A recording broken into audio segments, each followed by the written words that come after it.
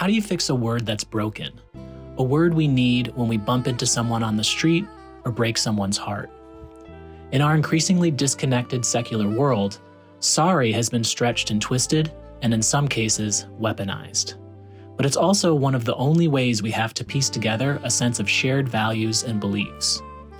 Through today's sea of sorry not sorries, empty apologies, and just straight up non-apologies, we wonder in this episode from 2018 what it looks like to make amends.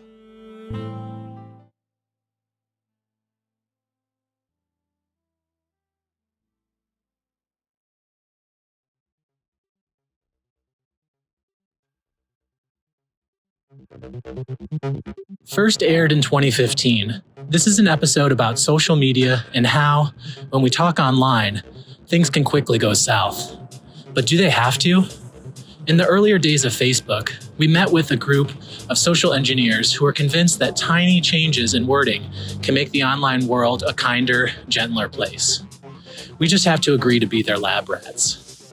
Because Facebook, or something like it, is where we share and like and gossip and gripe. And before we were aware of its impact, Facebook had a laboratory of human behavior, the likes of which we'd never seen.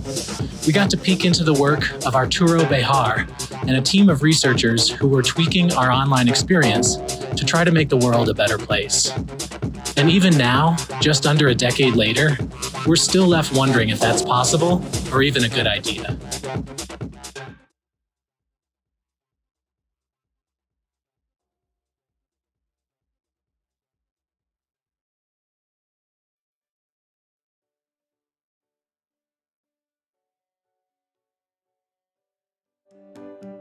In this episode, first aired in 2011, we talk about the meaning of a good game, whether it's a pro football playoff or a family showdown on the kitchen table, and how some games can make you feel, at least for a little while, like your whole life hangs in the balance.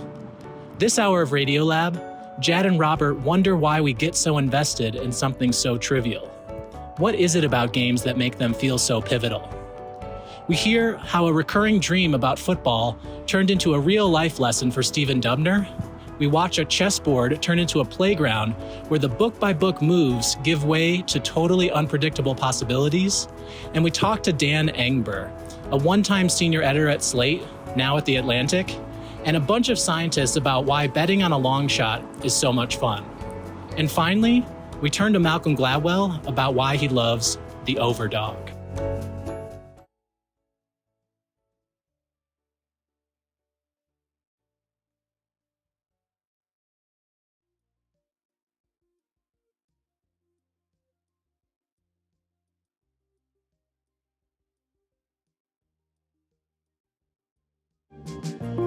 This episode, first released in 2009 and then again in 2015 with an update, asks, what is normal?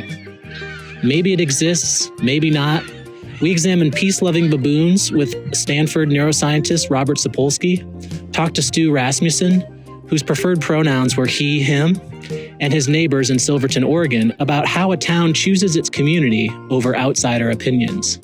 And lastly, we speak with an evolutionary anthropologist, Duke University's own Brian Hare, and an evolutionary biologist, Tecmusa Fitch, then at the University of St. Andrews, Scotland, now at the University of Vienna, about foxes who love to snuggle. And what we find is that normal, maybe the only normal, is change.